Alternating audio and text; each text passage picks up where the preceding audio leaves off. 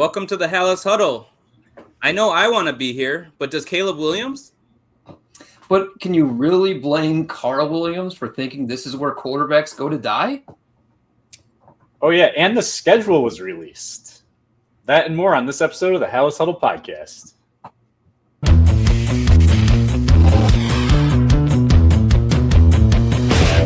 Huddle up!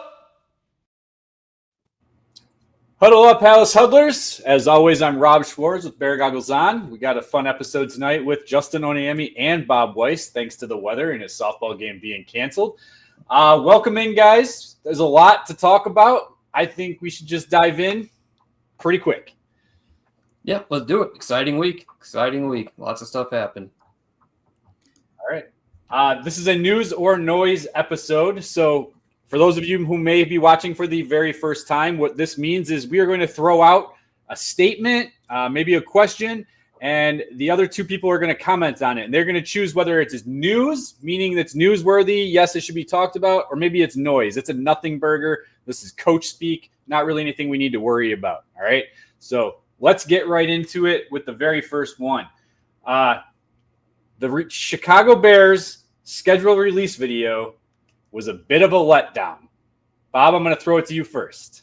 I am going news on this one. I was extremely disappointed, and not because it wasn't fun or lighthearted or whatever. And let me just preface this as well. I understand that like the schedule release of the NFL is like the most hyped up nonsense. It's like what a Hallmark holiday is, but instead it's for the NFL. Like it's nothing. It means nothing. We already know the opponents.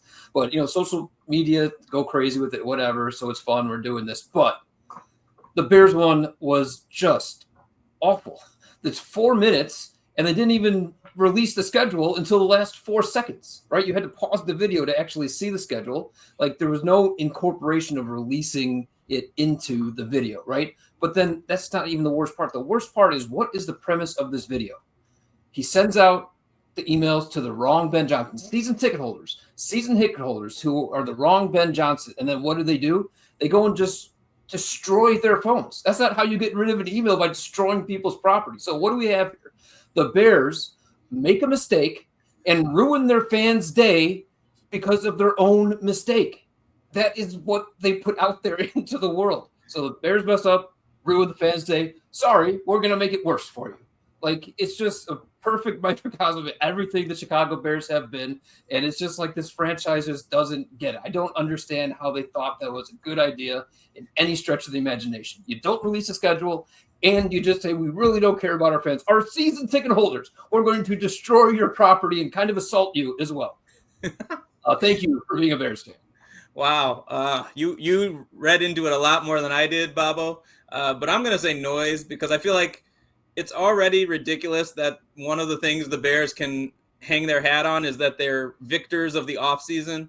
But are they also trying to be victors of the schedule release video? I mean, if your video sucks, maybe it's because you've been in the books a lot more, studying for your plays.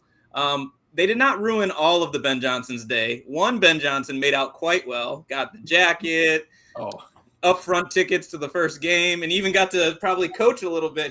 When Ben Johnson got to his office, he had been replaced by the younger Ben Johnson, who Bucks too. How would he even have been on the list? But anyway, I digress. I enjoyed it simply because of Jake Johnson and Lamar Morris, two guys that are from New Girl, which we reference a lot on this show. Chicago connections. I'll admit I didn't watch too many of the release videos across the league. Rob, I hope I didn't offend you with that statement, but it's no big deal. I do think it was weird that the schedule was like the littlest part of it, but by then it had already been leaked. I mean, they make such a big deal out of this that while the Bears are trying to do an actual draft pick, they go, just so you guys know, this is an announcement about the league announcement of the schedule, which isn't actually true because we're going to leak it several days prior anyway. Whatever. They could have done better, but no big deal to me. I did watch all 32 of them. I am going to actually release my rankings of these videos because that's how important they are to me. Not really. But I did have a lot of fun watching every single one of them and wasting probably a good, few hours of my life. I won't give anything away, but I will say you'll be surprised, Bob, based on how those other videos went, how good this video ranks on my rankings. But I do got to say, Justin, you mentioned New Girl. This wasn't the only New Girl. This is another teaser for that episode. This was the only New Girl character or actor in a different video. Fair enough. We'll get into that on a different episode. You made me need to watch at least one more, I guess. All right. Well, let's move on. So with the schedule release, Bears are on prime time, 5 games. Now, we are counting prime time as Thursday night, Sunday night, Monday night. But we're also going to throw in the Saturday Packers game they have because they're going to be the only ones on TV, national audience. We don't want them to poop the bed like they did on Thanksgiving last year. But I'm asking you guys, news or noise, this means that the league actually believes in the Bears now. I'm going to send this one to Rob first. I'm going to go with noise. And I'm going to go with noise on the only preface of, well, 2 prefaces here. So 1, I don't really think it matters if they're good or not. You know that they're a large market. You know that they have a huge following. They could be a 2-12 team going into that game. I don't know if I did that math right. And they're going to get watched. Like, their ratings are going to be one of the higher ones just because it's them, right? Like, it's just the Bears. The other thing is they had 3 primetime games last year. So, like, the hype was, kind of already there, already building up a little bit. And we're throwing in that Saturday game, which is Bears-Packers, which, that in itself is, like, a big thing. So I'm going noise. I think it really doesn't matter. I think it's just all about ratings. So I'm actually going news here. And let's be clear, I'm going news because the question is the NFL thinks the Bears are watchable. You guys know me. I'm not going to declare anything until I actually see it. But I do think it's significant that there's 5. You said there was 3 last year, right? There was already some hype after they won the offseason again. They only got 3. And yet, no matter what, the Bears are going to get ratings. I understand that. But this is 5 of them. 1 on the opening weekend of the NFL. This is the end cap to the entire opening weekend festivities. There's not 2 Monday night games this year. There's just the 1. And this is the Bears in prime time at home, division game. And then what my favorite is, remember during the season, we declared Bears-Commanders new future premier rivalry of the NFL, Bears-Colts of the 2020s. I love that that's a primetime game, throwing them on Black Friday. Like, I just think that the league is seeing that there's something real here. There's a real prospect at quarterback. There's a real head coach. And, I think it's kind of cool that it just seems to be that, maybe this means our quarterback will start to get some calls too. Maybe things like that will start to happen if the league is thinking, hey, these Bears might do something. I have to touch on the Commanders thing with the videos. So even the Chargers made fun of the Chicago Bears and Tyreek Stevenson with the Hail Mary play. But the Commanders also did as well in their video. Again, things I will touch on in its own episode. That was very brave of the Commanders because the Bears get to go back there, and I hope it goes very, very differently. We also have to note, though, too, that last – I think it's the last game or second to last game – is a primetime game. But they could probably be flexed out of that because it's that late. 49ers game means nothing. They might get flexed out, but who knows? Yeah. But also remember that Commanders rivalry I was talking about. We talked about that before the game, right? Yeah. We said the rivalry before the game. That happened. That could not be a better that was our thumbnail table setter for the entire. Oh, I got my dog back. Entire rivalry that I'm coming. Like, this game will always be referenced. So I'm really excited about that one. To clarify, we were saying that could be this generation's version of New England Colts, Patriots Colts for a while there. The next 8-10 years, they're playing each other every year, whether regular season or playoffs. But yes. Bobo, you were getting extra around the horn points from me when you pointed out that in many years of the past now, they've been throwing out multiple Monday night games in opening week. But I did not realize that there's only 1 this year. So that is a big deal. So ding, ding, ding. Got a couple extra points there. Okay. All right. So next thing about this schedule is the Bears got their bye week in week number 5 this year. So news or noise, the early bye week could completely derail the Bears season. Justin, you're up. Noise. Right away, I'm going to say noise. Now, it does seem that the Bears have been getting their bye weeks more mid-season or even on the later end in many years that I can remember lately. And so to have it so early, I would say the downside potentially to that is then you have a long stretch the rest of the season where, injuries could mount and things like that. However, I know Lovie Smith was huge on this, talking about breaking up a season into quarters. And I did just hear Ben Johnson mention it. And so you're a new regime. You're a quarter of the way through the season. When your bye hits, it's a perfect time to reflect, see what's working, see what needs to be tweaked. And that big game you just mentioned of the Commanders is in week 6. So you got extra time rest to go play the Commanders. And hopefully, if you have built momentum, continue that momentum. And if there's tweaking necessary, that's a great opportunity to do it. And then on a big stage with an emotional game, show what you're really made of. So I don't think it's going to be an issue. Your bye week is where it is. Noise. I'm also going to go noise. I know we sometimes we try to conflict with one another, but I just have more information to give on this. So last year, the teams that had a week 5 bye week included the Detroit Lions, who completely owned the NFC North, right? The Philadelphia Eagles, who won the freaking Super Bowl. Okay, so right there completely just destroys that whole, you have to have a late bye week mentality. Week 6, only 1 week longer, right? Kansas City Chiefs. How about the Los Angeles Rams, who I believe made the playoffs, right? How about the Minnesota Vikings, who had one hell of a start to a season and just kind of collapsed at the end of the year? Because their bye week was so early.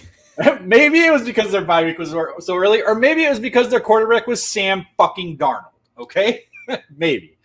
So I just think it's noise. I think, yes, to Justin's point, I think it could come into play. It could be beneficial to have it later in the year at times where, I recall when the Packers lost, I don't even know when their bye week was, but when they lost Aaron Rodgers at the beginning of the year. I think it was his collarbone. Was that the Shane McClellan thing? And then he came back, and then they ended up winning the damn Super Bowl because they got healthy at the right time. I don't know if the bye week helped in that situation or if it was just dumb luck.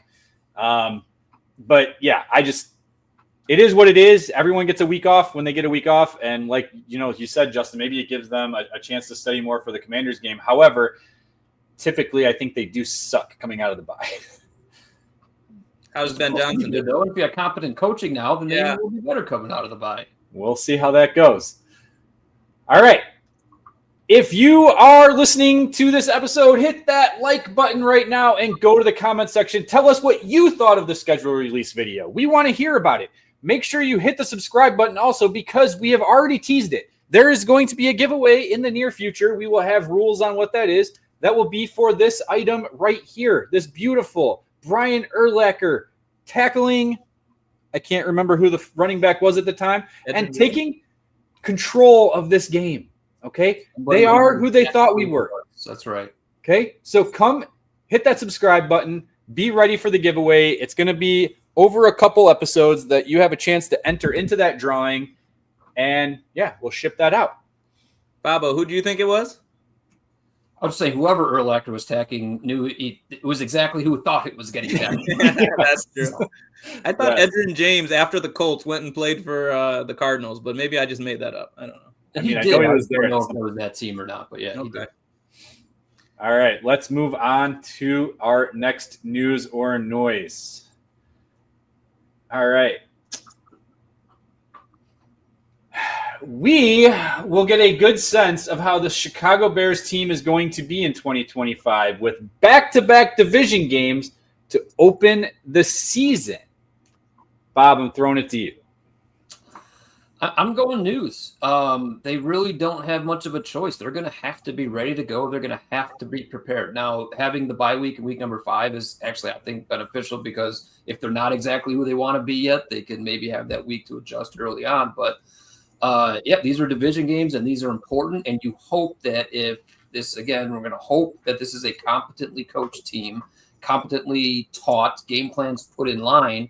And it's going to be brand new for these division opponents. They don't really truly know what they're getting into yet. So if this team comes out of training camp looking good and ready to go, it's a huge opportunity for them to jump on the Vikings and Lions right away. Now, the flip of that is the Lions and Vikings are going to be somewhat new look as well. You got a new quarterback from Minnesota. I mean, hopefully he stays healthy for his sake. And then, 2 new coordinators in Detroit. So there's kind of be going on both ways. But Yeah, we're going to get a sense right away. At least, if we're not going to get a sense of how the season's going to go, we're going to get a sense of how training camp went right away in those first 2 weeks of the season. I'm also going to say news on this. And to me, the word sense is really what it's about. Like, we will have a good sense of how they come out and how they look right away in 2 games that are very, very important in the overall scheme of what the 2025 season is and what you want it to be. Now, that does not mean if it goes well that we start making Super Bowl plans, or if it goes poorly that, we think that everything's a disaster. But I agree with Bob, and the whole offseason to me started when you hired Ben Johnson, and the belief that he's not just an offensive mind, he can be that CEO type of coach. He put together a staff that we're somewhat impressed with, at least here in mid-May. But I don't think this is the type of team that's going to accept coming out ill-prepared. And you can't say that about previous Bears teams. Now, that's why these games will matter, because if it looks like it's that will be quite concerning. But right now, I'm hopeful that they'll come out strong. Whether they're 1-1, 2-0, or 0-2, that's yet to be seen. But they'll know how important those games are, and I believe they'll be ready. Justin, you said because of the word sense. I just want to throw this out there to you guys and don't have to dive into it deeply here. But if it was rewritten and it said it would make or break their season, would that change your answer from news to noise? It would definitely be noise. Noise for me, then. All right. Good to know. Because I do want to point out they have 3 divisional games within those last 5 weeks as well. 2 with the Packers, 1 with the Lions. So there's a lot of football to be played. And the 2 out of 3 weeks against the Packers, it's interesting. Like, it could go both ways. But let's just say Caleb, tweaks a hammy, or, Jordan Love's missed time before. Now, 3 weeks, 2 out of 3 weeks, you're playing the same critical division game. So that's kind of interesting the way that played out. But we played with the condensed divisional schedule last year. And, yeah. I'm not saying it worked out for us, but it's something that, it's the way the NFL is. And I do want to just point out one more thing. And we tried to spin it last year, but not playing anyone in your division until week 11 is such an oddity. And I actually, looking back on it, much prefer what you have this year than that. Like, that just didn't really make a whole lot of sense. So we'll take it. 2 out of 3 weeks is the one real oddity, I think. Yeah. That's about it. So that's fine. Since this is like our schedule release video, I do also want to point out that as of right now, going into the season, the Bears have the 2nd hardest strength of schedule, which I think is just complete bullshit. With the last place schedule. But yeah, so it's going to be a fun and tough year. We're going to know what this team is made of. So another thing that's been going on is the rookies that were recently drafted did have rookie mini camp. And so with that, we already got a little bit of a taste of what some of those draft picks look like, at least in shorts, still no pads. But one big development, gentlemen, that I want to toss out to you, news or noise, Ozzy Trapilo is a real threat to start at left tackle for the Bears in 2025. I'm going to send this one to Rob. The answer is news. And the answer is news because here's the reason why. Ben Johnson. Ben Johnson wasn't here before when Kyron Amagaji was drafted, right? It's interesting because I have been like he's a right tackle only. He doesn't have long enough arms. Like, his wingspan is just fine. Like, he has just a long enough wingspan, right? But he's just, to me, like, Ben Johnson was part of them probably wanting him. That offensive coaching staff was part of them wanting him. And I didn't see enough from Amagaji last year. I know he came in injured and it took some time for him to get moving, but I just truly think that right now he's the front runner to be the competitive or the competition for Braxton Jones. Now it's going to come down to when is Braxton Jones actually healthy? Because that, to me, he's clearly the number 1 option out of the 3 as of right now. But if we're talking about like the threat, that's Ozzy Trapilo right now, and I'm going to say news. I'm going noise. I'm going a very loud noise here. One thing that kind of annoyed me with this conversation the last couple of weeks is when Ryan Poles went on ESPN right before minicamp, and said Ozzy was going to start at left tackle, and people like took that as if like he said he was going to start at left tackle, as if he's starting his career on the left side. They're not going to have him do both, whatever. He's just going to start at left, and people immediately went, "Oh, Ozzy's the starting left tackle." It's like, no. He's just starting at left tackle to see if that's where it goes, because that kind of is the opening right now. But I am still going to die on this hill. I will, as long as I can. Braxton Jones is a good starting left tackle. It's his job until he proves that he can't do it. I don't think Ozzy's going to be able to beat him out. Now, obviously, the injury is a problem, but it's his job. And for the Bears, long or midterm, let's say, that's what's in the best interest for the Bears, is for Braxton Jones to be healthy this year, play productive, and then go sign a free agent contract somewhere else, get the comp pick, and then have Trapilo or Amagadi slide into left tackle next year. So, like, if that's their best course of action, that's what's the ideal situation. They're going to try to make sure that happens, unless Ozzy is just outstanding. Like we said, there wasn't a plug and play left tackle in this draft, fine. But let's just say he plays like it, then great, fine. But I just don't really think that that's how this is going. I don't think that's what the plan is. I just don't really see that being a very likely or feasible outcome. All right, well then I might know where you guys would go with this, but let me just ask, and this is yes or no.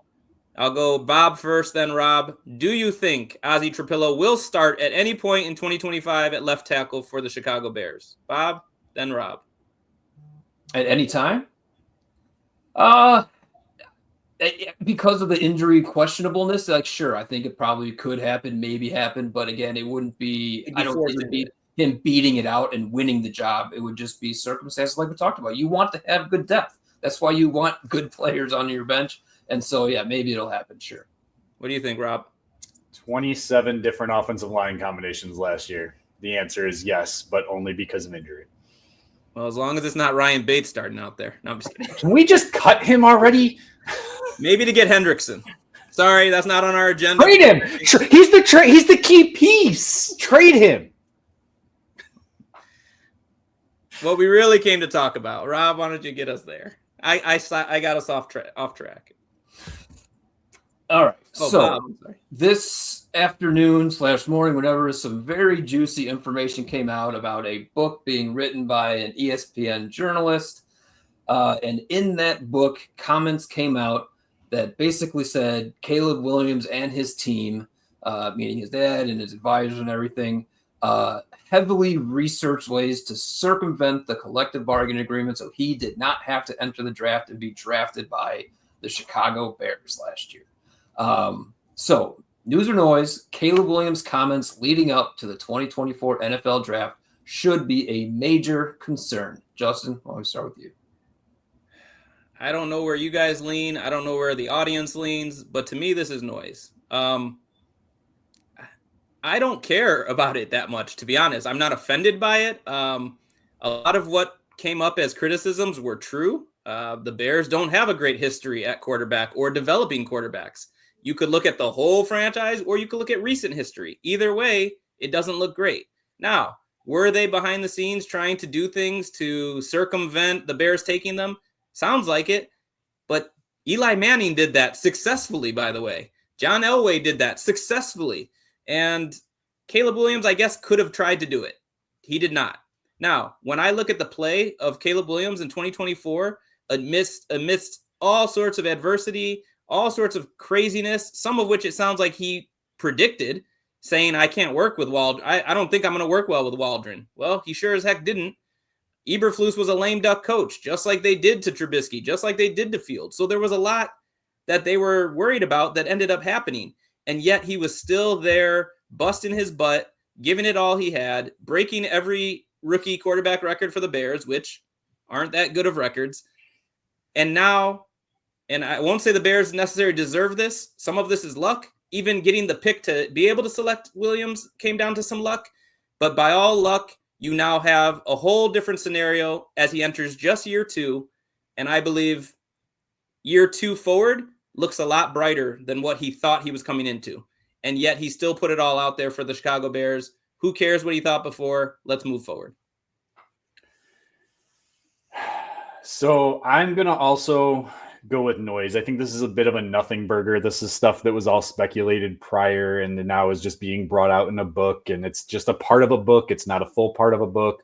By the way, just to give the author credit, it's Seth Wilkersham of ESPN. Look, we're all three of us are parents, right? We all have children who are athletes to some degree, whether they're going to go pro, whether they're going to make it through to college, whatever, it doesn't matter. But let's say that our kids were that good. Carl Williams and his team, they went out and they tried to see what could be done. They talked to the people who were involved with the Eli Manning forced trade from the Chargers to New York, right? They talked to them. They talked to different people throughout the league. What can we do? What are our options?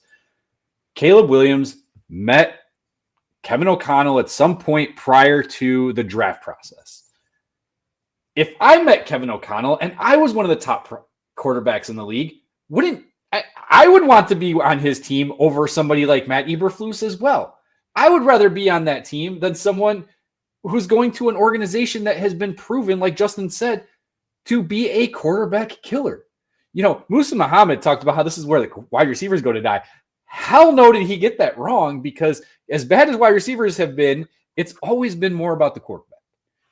So as a dad who has a child who has Division I aspirations, who has professional career aspirations, I don't want to, poo-poo his dreams, but I'm not 100% sure that he's going to get there. If he had those opportunities, I'm going to do what I can to facilitate and give him the best of the best opportunities that I think are out there. So I have no problem with what they tried to do prior to this happening. There are additional reports. In fact, the author was on CHGO and had a conversation with a couple of the guys there. And there's also reports that once Caleb Williams and his camp knew, or specifically Caleb Williams, and I give Caleb Williams a lot of credit for a young kid. Once he knew that the Chicago Bears were in no way making a trade out of that top position, and he was for sure being drafted, Ryan Pohl said, come meet with us. Came to Halas Hall. They had a conversation. His mindset changed. He said, you know what? I can do this. I can win here in Chicago. I will make it work. And that's what, honestly, I want out of a quarterback. I don't care what happened before. If you want to be the greatest ever, go take the Chicago Bears and turn them into a quarterback-type team.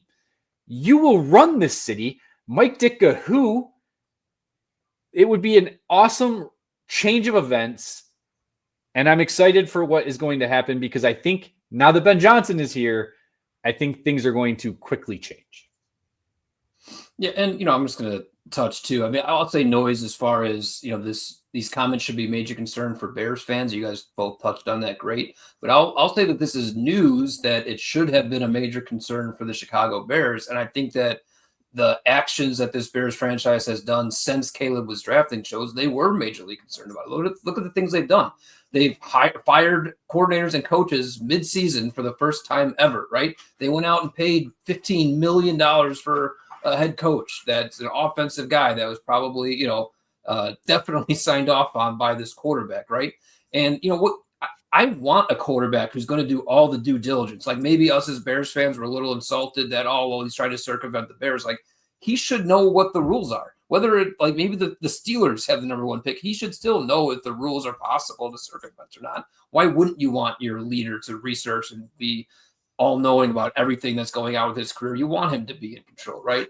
And at the end of the day, he came here, right? And knowing that there's 2 franchise tag years, a 5th-year option, right? So he still came here. But I do believe that all of these concerns definitely had an impact on what we've seen this Bears franchise do over the past, say 6 months now, 7 months. So Bears fans, I don't think we got much to worry about. I know there's probably going to be a lot of, people who didn't like the fingernails and the crying and all that, just adding to his diva status and whatever. We don't agree with you in the first place on that. But this is just a guy doing his homework and just trying to make sure his career goes on the best start possible.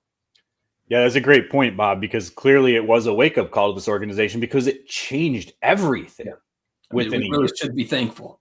Yeah. And also, to that point, not only is Caleb Williams here, not only did he come here, he's embraced it.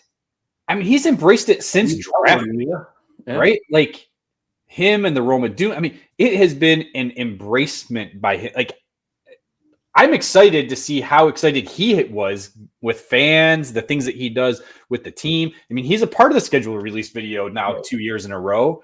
I don't know. I think the Bears are in a really good spot.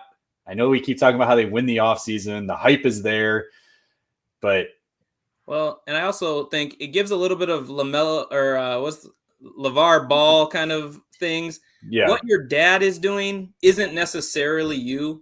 And to be able to say, hey, yeah, Dad, you did this, you said this, but I'm the one who's got to face the music and I'm the one that's going to finally make this decision. Seems like once his mind was made up, he committed and he was full in. So there were further comments I heard on the radio. I think it might have been the Wicker Sam. It might have been somebody else. I don't quote exactly who it was, but there's basically the comment was made to the effect that the Carl Williams had poured gasoline on the whole thing to blow it up, and Caleb didn't want to light the match. So and that's the exact quote, or very close to the exact quote. So, I mean, Caleb's the one who said, you know what? No, I'm going to go. We're going to make it work. I want to be in Chicago. I love that.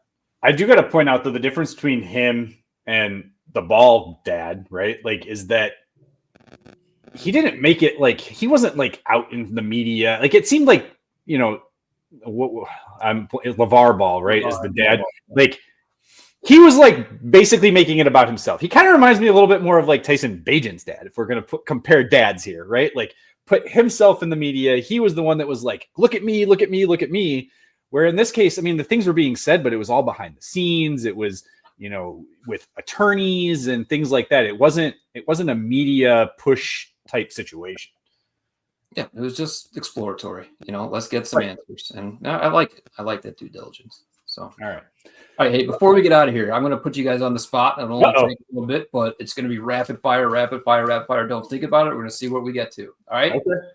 Win or loss. Week 1, home versus Vikings. Win. Week 2, at Detroit. Loss. Week 3, home versus Dallas. Win. Week 4, at Raiders. Win. Week 6, at Commanders. Win. On a Hail Mary. No, I'm kidding. Week 7, home versus the Saints. Damn it. Win. Week 8, at the Ravens.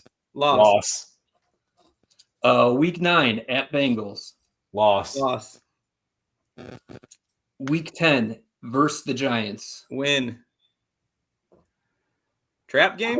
I'm gonna go Jackson Dart. Do I get to know what the next game is? No, that's the point of this. Go. Win. All right. Week 11, at Minnesota. Okay, loss.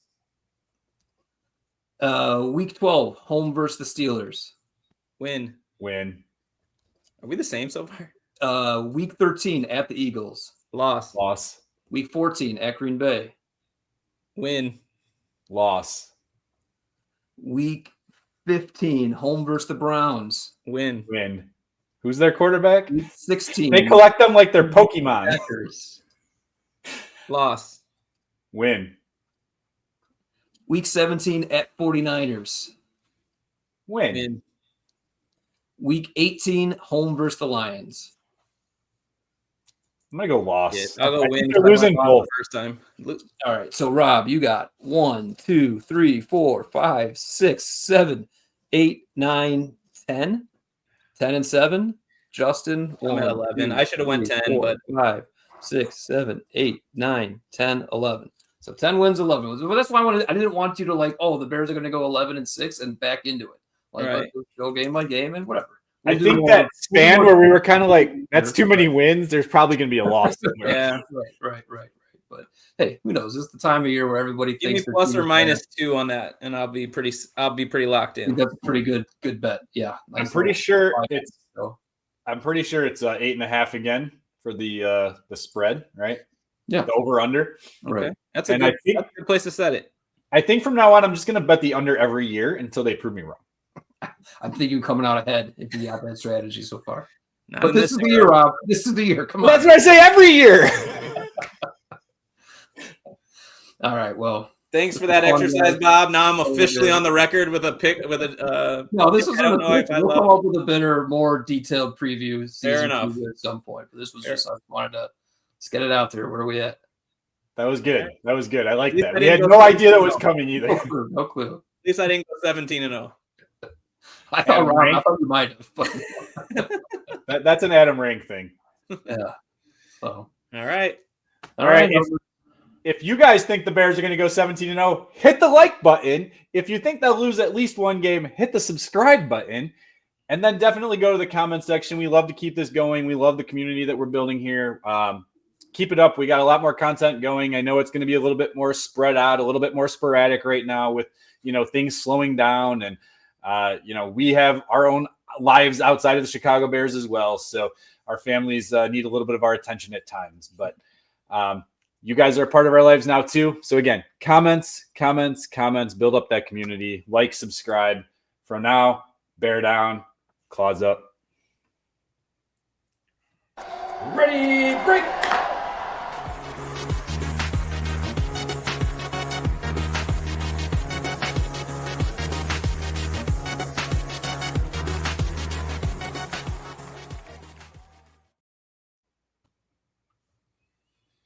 Nice job, guys.